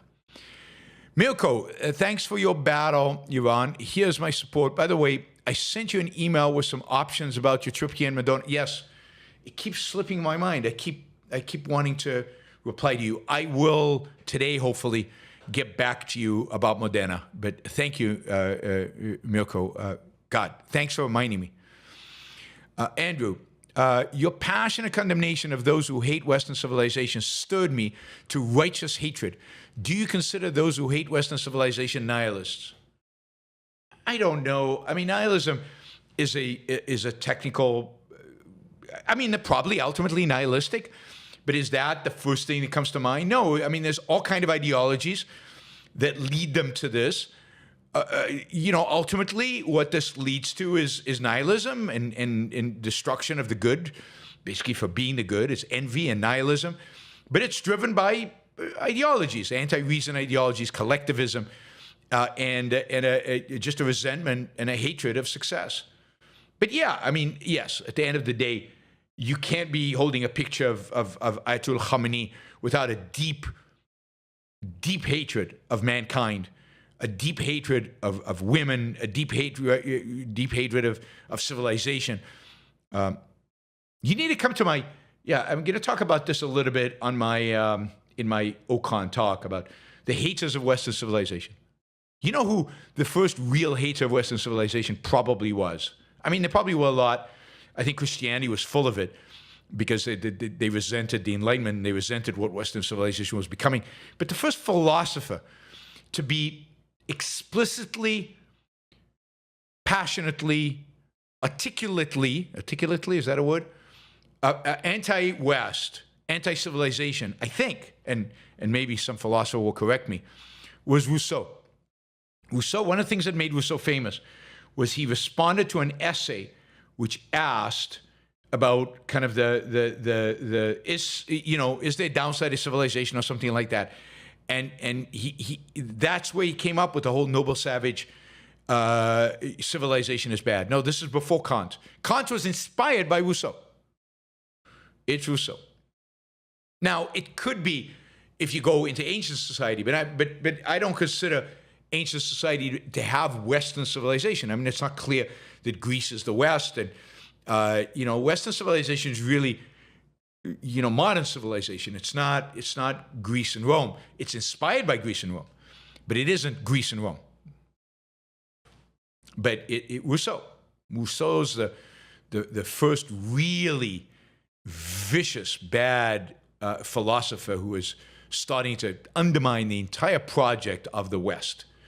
And Kant, of course, completes his job, and Kant is a giant philosophically and really brings the hatchet down on the West, but Rousseau gets it all started. The Doodle Bunny, Ayn Rand said, never doubt yourself because of others. Do you find negative people weigh you down or make you doubt yourself, or do you cut negative people out of your life like cancer? I cut negative people out. It doesn't help to have negative people. I mean, there's some people who are negative who are helpful in a sense that they point out things that are actually objectively things that can be improved and better. They overly focus on that, but okay, but at least they're pointing out real things. But generally, yes, if somebody presents a criticism and it's true, then I thank them. And if somebody presents a criticism that's false, then it's their problem. But in no case do I let it put myself down. No case do I let it put it place doubt on myself. Hopper Campbell, it seems mankind does not want to return to the Dark Ages. The forces of evil are shrinking to the point of oblivion. Iran, Russia, Trump, all will fall from pressure of the remnant of the Enlightenment.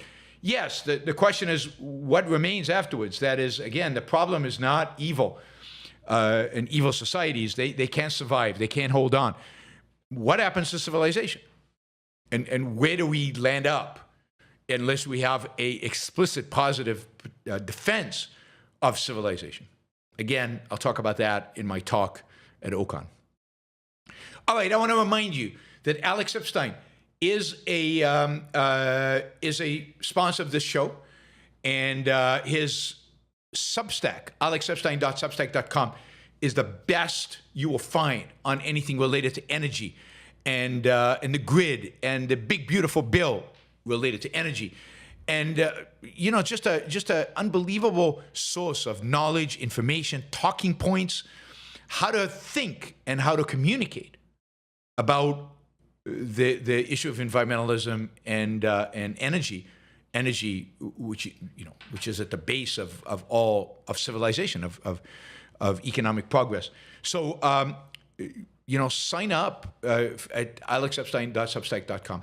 And the Ayn Rand Institute, which is now encouraging everybody to, if you can't come to OCON, a lot of you can't, and I know it's by this point it's too late to actually buy an in-person pass to OCON, but you can get a digital pass. You can watch all the talks live, and there'll actually be opportunity to socialize with other people who are watching.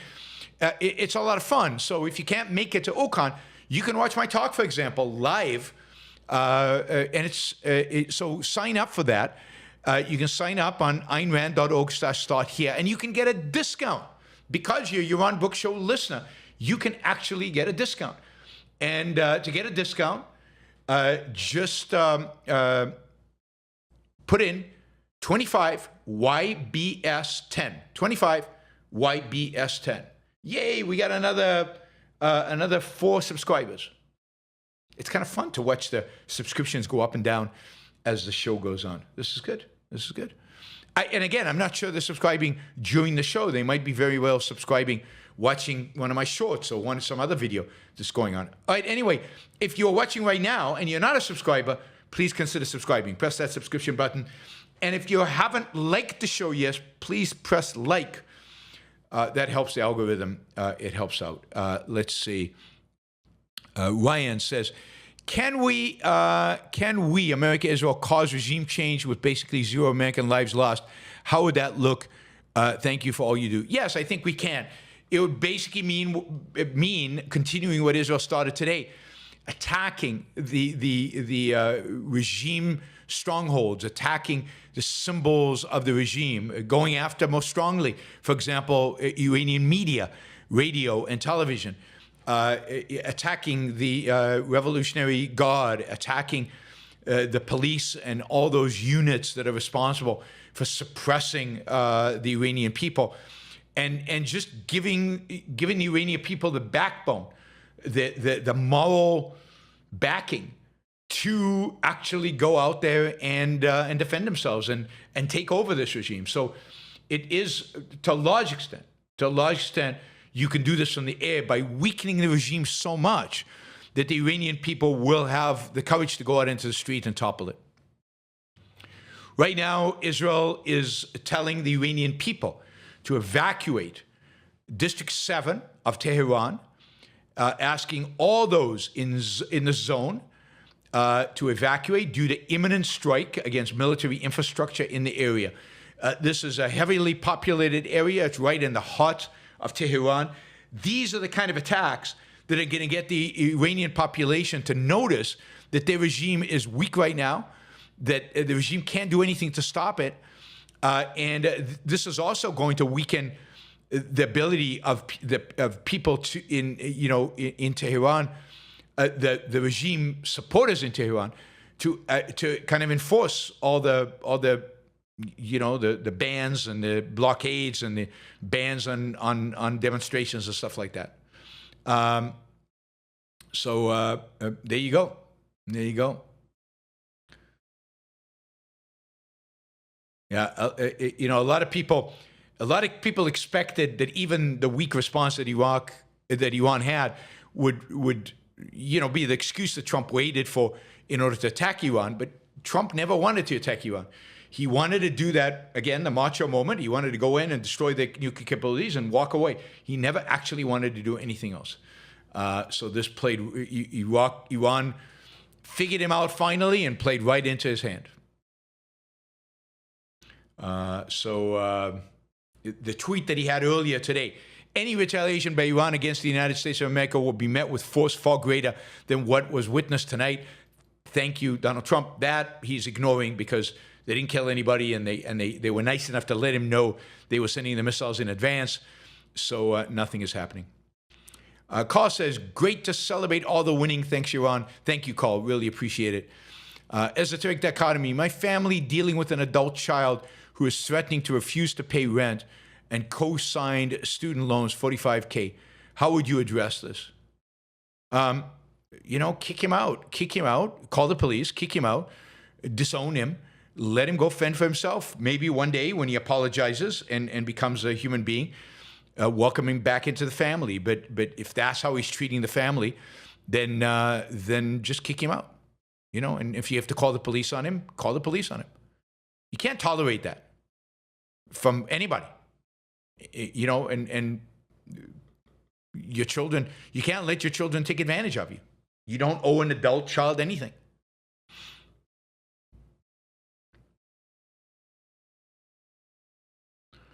All right, Paul. Israel has indicated that its operations may be completed in a few days. What will follow in Iran when the bombing stops? That's really hard to tell. I mean, are the Iranian people emboldened to go out into the streets and to demand a regime change? Is the Iranian army ready to depose this regime? Are there people within maybe even the Revolutionary Guard who are willing to go out there and depose this regime? That is the big question, and I don't think anybody really has an answer to what happens. And I'm hoping that Trump lets Israel keep going at it for the next few days, because I think it's important that Israel does that. And it's important that Israel soften the regime up as much as possible to provide as much space for the Iranian people to rise up against the regime as possible. It would be great if Israel killed Khamenei right now. That would be a good move.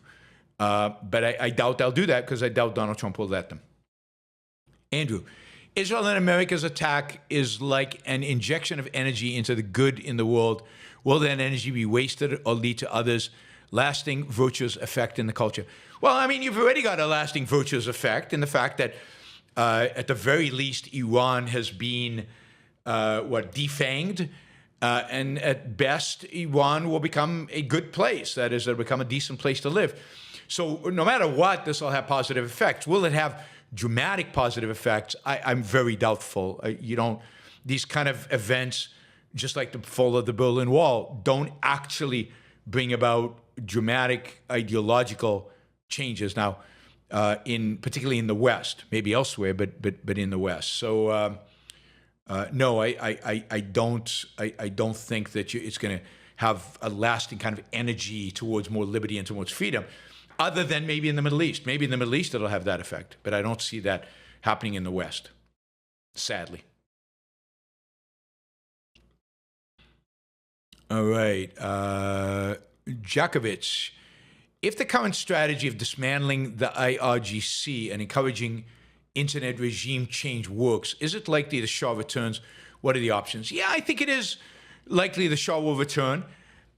He will return when he is guaranteed that he's got protection from the military. I think, but he won't return as a monarch, as a authoritarian monarch. I really do think that he will return as a as an interim leader to facilitate the change to more democratic governance. I think he will advocate for maybe a monarchy, a ceremonial monarchy, just fine. I don't really care. Just as a symbol of unity, like in somewhere like Spain.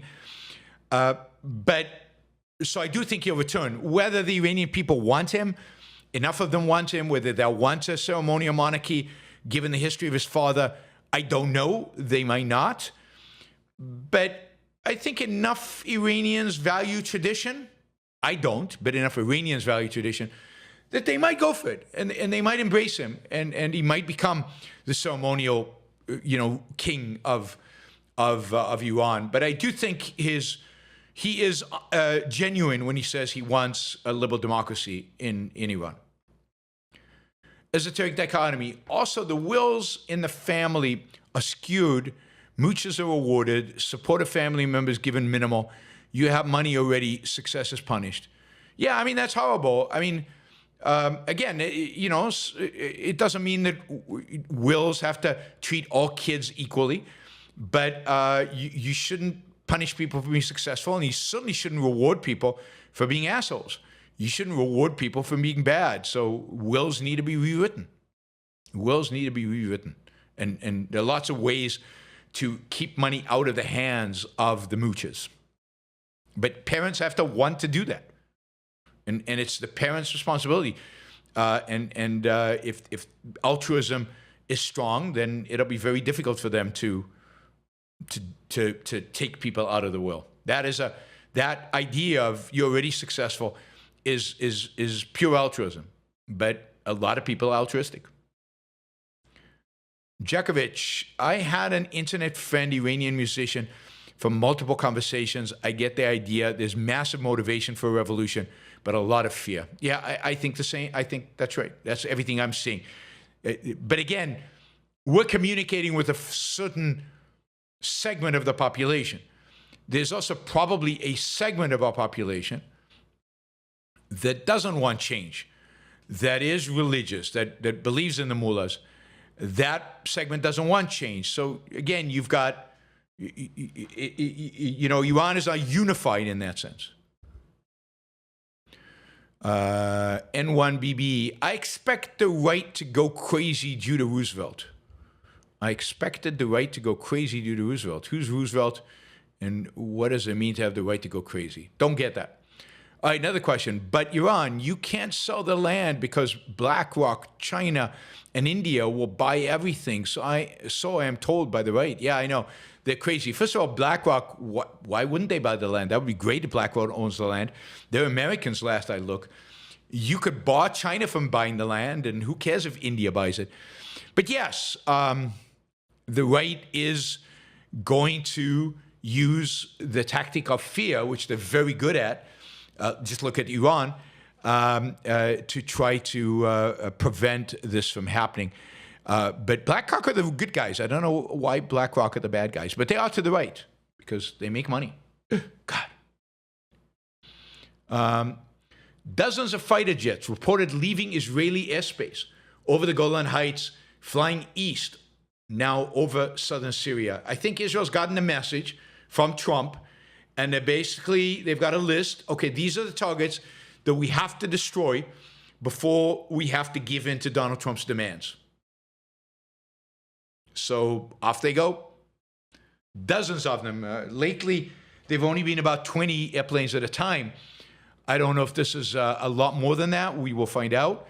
But I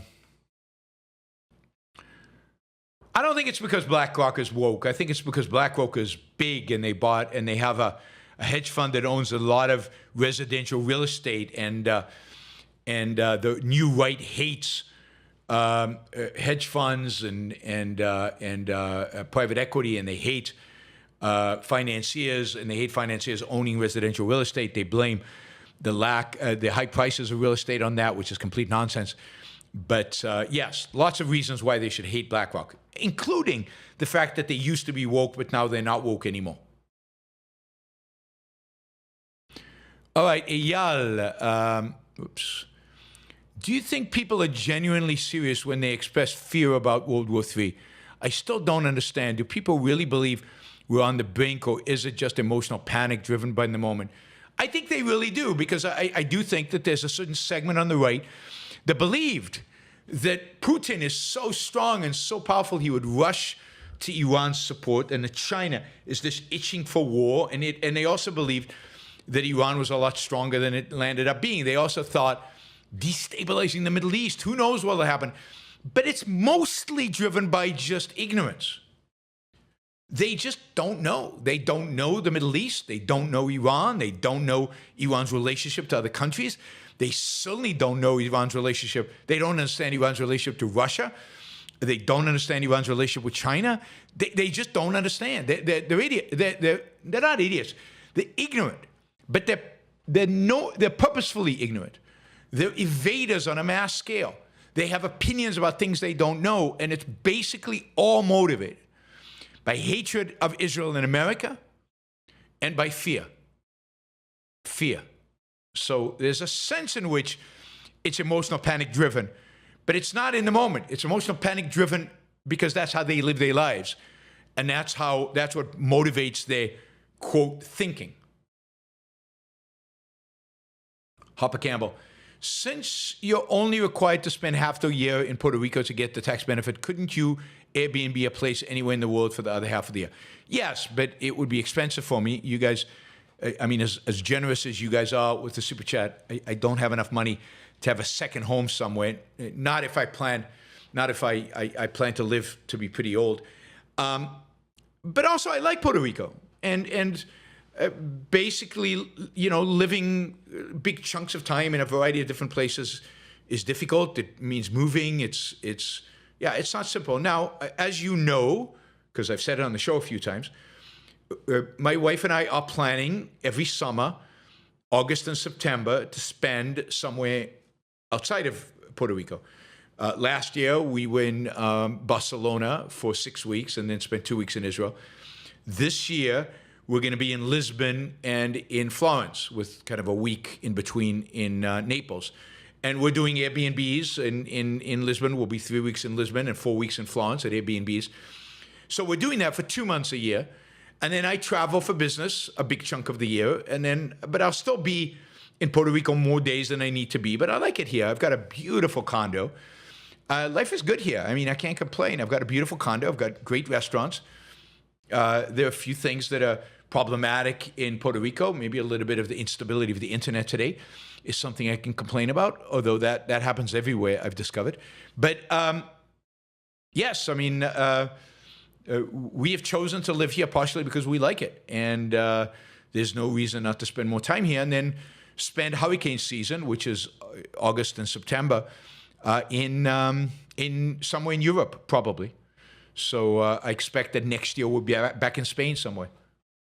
Even though I hate the politics of Spain, it was really lovely to spend 2 months almost 2 months in Barcelona last year, and I think we'll do that next year. So we that's our plan. So the plan is to spend 2 months in Airbnbs somewhere.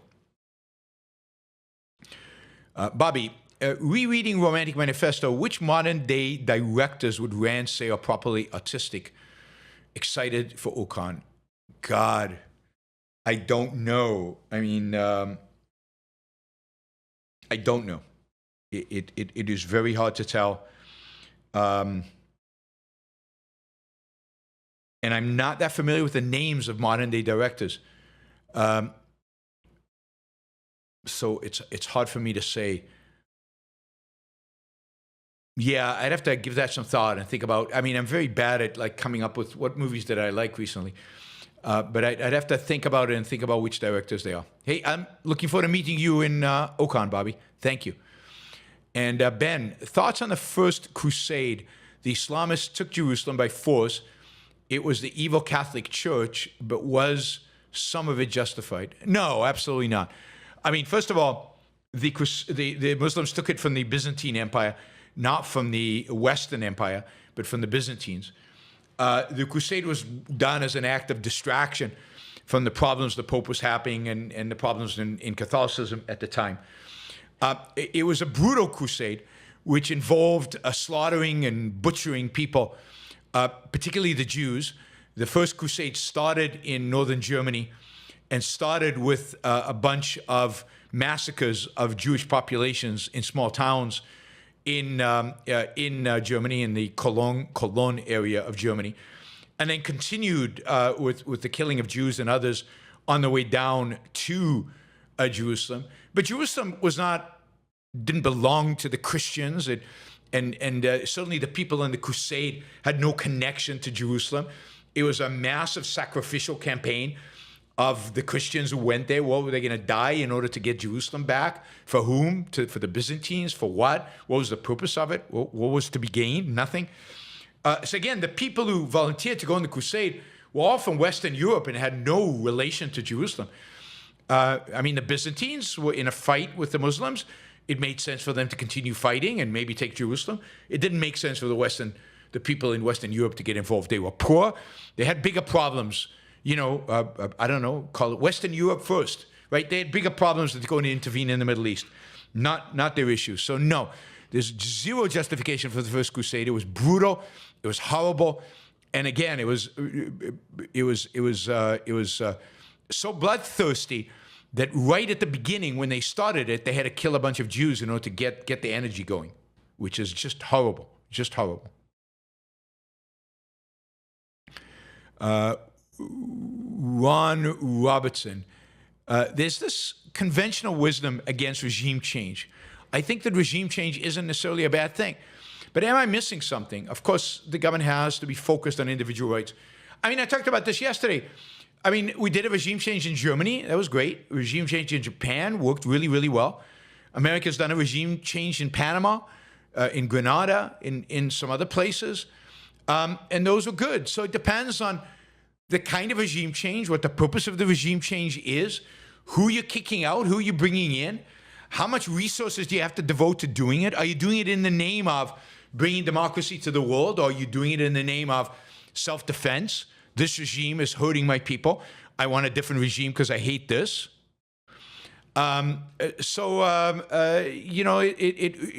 absolutely nothing wrong with regime change if it's done for self-defense. It doesn't even have to be that you're installing a new government that is pro-individual rights. All it has to be is that you're installing a new government that is not going to hurt you, that is basically friendly to you.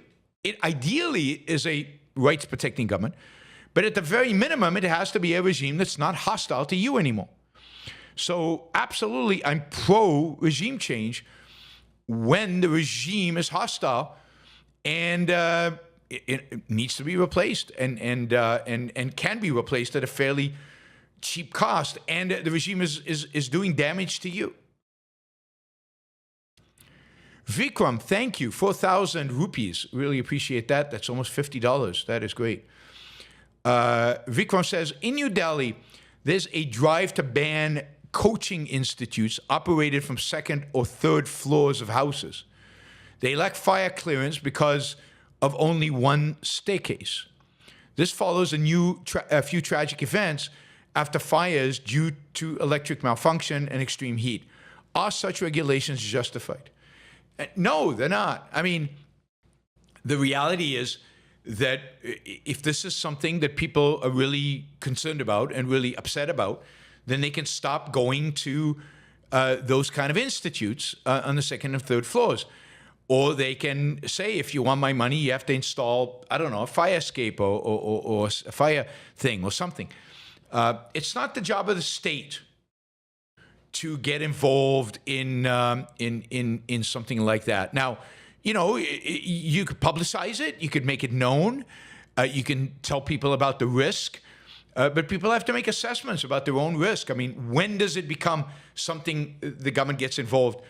Only when, if you could show me a particular place where the risk is so high that the probability of something happening is super high, then the government can come in and say, you can't do this, this is risking human life. But it has to be a particular place. They can't ban all second and third floor. What about those coaching institutions that have second or third floors that have good electrical wiring and they've made the effort to put a fire escape in or something like that, and where electricity is not going to malfunction because they've done a good job? Why are they getting penalized with everybody else? You could say, you will be criminally prosecuted if a fire happens and it turns out that you were negligent in how you put in the electricity. Now that we know about this, you could make people exposed, criminally negligent because people got killed because of it. But you can't prescribe a one-size-fit-all kind of regulations on that. It's unfair to the people who are good, who are doing their job, who are protecting. All right, guys, you guys were unbelievably generous today. So thank you, particularly DWN Logic, who hopefully is still buzzed, not more than that. But a bunch of you, Michael did $50 and Vikram did $50, and we had a lot of $20 questions. And so we blew away the goal today, thanks to DWN Logic and everybody else. So thank you. I will be back same time, same place tomorrow. Don't forget to like the show before you leave. If you're not a subscriber, make sure to subscribe. And if you want to become a regular supporter of the Yaron Brook Show, go to Patreon, put your Yaron Brook Show in, and become a regular supporter. For $10, you also get a podcast stream of this with no ads, no commercials. Oh, I see somebody just subscribed. Thank you, thank you, thank you. Keep it coming. All right, guys. See you tomorrow. Have a great rest of your Monday and rest of your week. Bye, everybody.